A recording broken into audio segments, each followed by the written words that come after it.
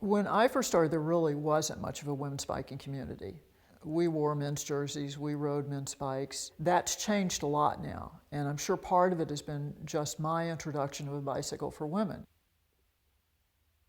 I can remember when I had one of the first prototypes of the Precision, which was our hand-built bicycle that we made. And I took it to a local dealer. The bike retailed for $600, which, believe me, was an incredible price for a hand-built bike with the components it had on it.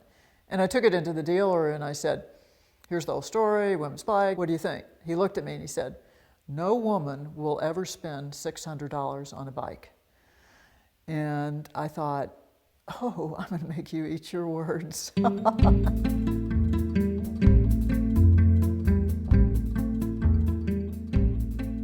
I grew up in Montgomery, Alabama. I have no brothers or sisters. My mother actually died when I was 12, so pretty young. I was raised by my father and my grandfather, for the most part. I had polio when I was about 2 years old, and fortunately, I was raised in a family that really didn't worry about stuff like that, and surrounded by a lot of friends who were also 2 years old who didn't realize that I was any different than anybody else.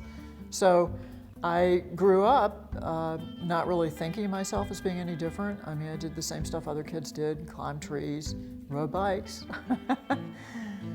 was mischievous and all that kind of stuff.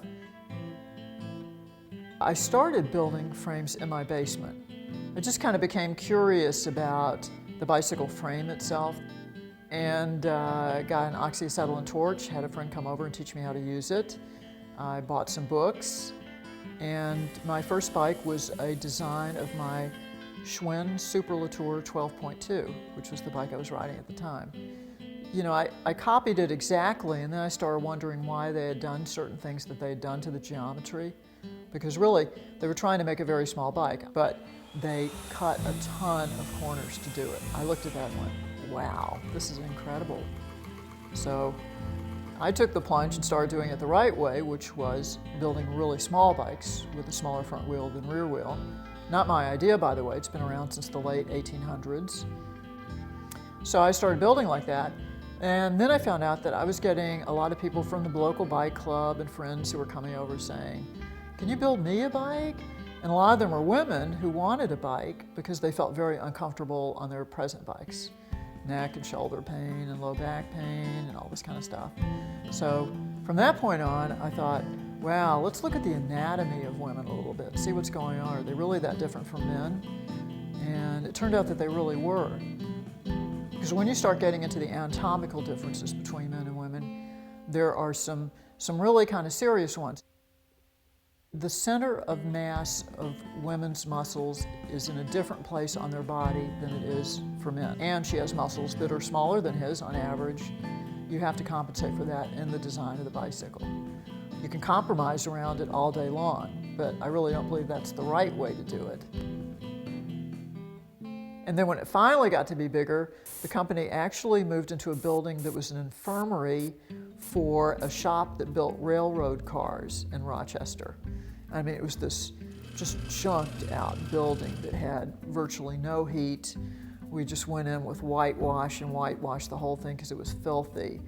And the best way to keep warm in winter was just to light up the torch and start building bikes and let that heat radiate out and warm you up. It is still a man's world. That has not changed. I am much more successful selling these bikes working one-on-one with my customers. Trying to explain it to the industry at large is still a really big issue. To me, some of that resistance is frankly more on don't want to take the time to understand the science kind of level. And I find that very disappointing because we're a society that keeps going out and saying, we want the science, we want to make decisions based on the science. I don't know that I consider myself part of the feminist movement. I hope I am part of a movement that encourages women to think for themselves and to come at problems from an intellectual standpoint and not from an emotional standpoint. I hope that somebody looks at me and appreciates the fact that I am stubborn and I stick to my guns. One summer I worked for PPG Industries in Pittsburgh. Pittsburgh Plate Glass is what it used to stand for. I was just a rogue. I was such a pain in the butt. They couldn't wait to get rid of me, and I couldn't wait to get out of there.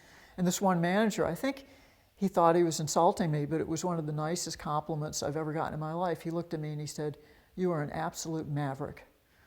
And I was like, yes, thank you.